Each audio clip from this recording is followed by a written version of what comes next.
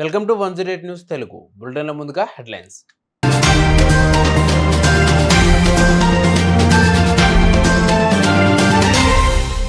బ్రెజిల్లో చరిత్ర సృష్టించిన మన నెల్లూరు జాతి ఆవు.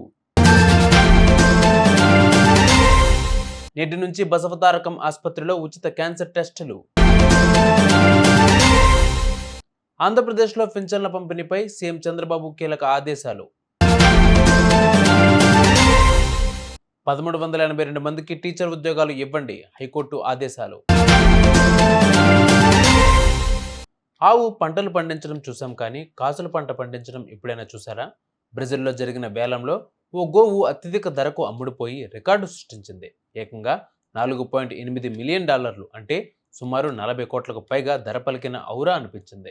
తాజాగా బ్రెజిల్లోని మినాస్ గైరాస్లలో జరిగిన వేలంలో నెల్లూరుకు చెందిన వియాటినా 19 అనే ఆవు $4.8 మిలియన్ అమ్ముడుపోయి కాసుల పంట పండించింది. ఇది సుమారు 1101 కిలోల బరువు ఉండడం విశేషం.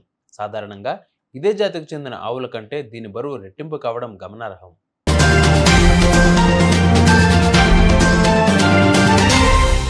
ప్రపంచ క్యాన్సర్ దినోత్సవం సందర్భంగా హైదరాబాద్ బంజారా హిల్స్లోని బసవతారకం క్యాన్సర్ ఆసుపత్రిలో ఉచిత క్యాన్సర్ నిర్ధారణ టెస్టులు చేయనున్నారు. ఇవాల్టి నుంచి ఈ నెల 28 వరకు ఫ్రీ క్యాంప్ కొనసాగుతుందని ఆసుపత్రి వర్గాలు తెలిపాయి.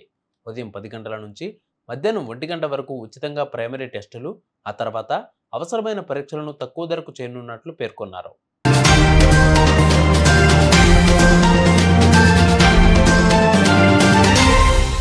ఉదయం 5 నుంచి 6 గంటలకే పింఛన్ల పంపిణీ ప్రారంభించాల్సిన అవసరం లేదని సీఎం చంద్రబాబు స్పష్టం చేశారు.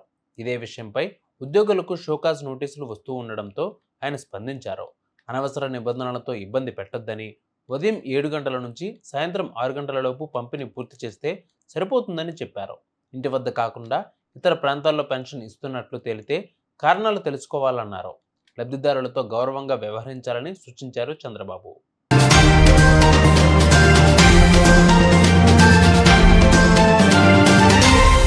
డిఎస్సి 2008 బీఈడి అభ్యర్థులకు హైకోర్టు ఊరట కలిగించింది. 1382 మందిని ఈ నెల 10లోగా కాంట్రాక్టు టీచర్లుగా నియమించాలని ప్రభుత్వాన్ని ఆదేశించింది. ఎన్నికల కోడ్తో దీనికి సంబంధం లేదని స్పష్టం చేసింది.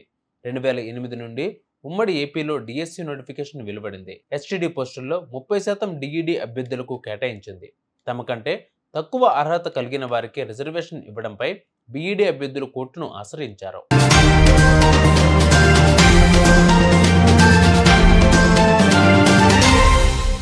చూసారుగా, ఇవి వాళ్ళ బులెటిన్ అప్డేట్స్. మరిన్ని అప్డేట్స్తో మళ్ళీ మేము ముందుకు వస్తాను. అంతవరకు కీప్ వాచింగ్ 108 న్యూస్ తెలుగు.